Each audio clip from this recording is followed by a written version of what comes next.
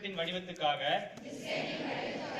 வெள்ளை சர்க்கரை, சுக்ரோஸ் மற்றும் குளுக்கோஸ், ஈஸ்ட், சோடியம் பைகார்பனேட், நிறமிகள் போன்றவை சேர்க்கப்படுவதால் காலப்போக்கில் டிரான்ஸ்பேட் எனப்படும் கெட்ட கொழுப்பாக மாறும். இது சர்க்கரை அளவை அதிகரித்து சர்க்கரை நோய், இதயம் சார்ந்த பிரச்சனைகள், கெட்ட கொழுப்பு சத்தை அதிகரிப்பது போன்றவற்றை ஏற்படுத்தும். பிஸ்கட்டின் வேலையே பசியை அடக்குவதுதான். ஒரு குழந்தை 3 பிஸ்கட்கள் சாப்பிட்டால்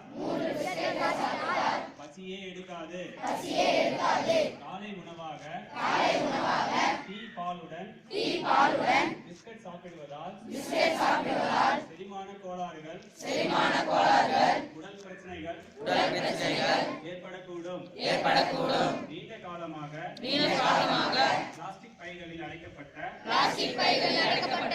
பிஸ்கட்டை சத்தான உணவு என யார் பரிந்துரைத்தாலும் அதற்கு மாற்றாக அதைவிடவும் சத்தான கடலை மிட்டாய், எள்ளு, தேங்காய், கமர்கட், கொழுக்கட்டை, அதிரசம், பழங்கள், வறுத்த தானியங்கள்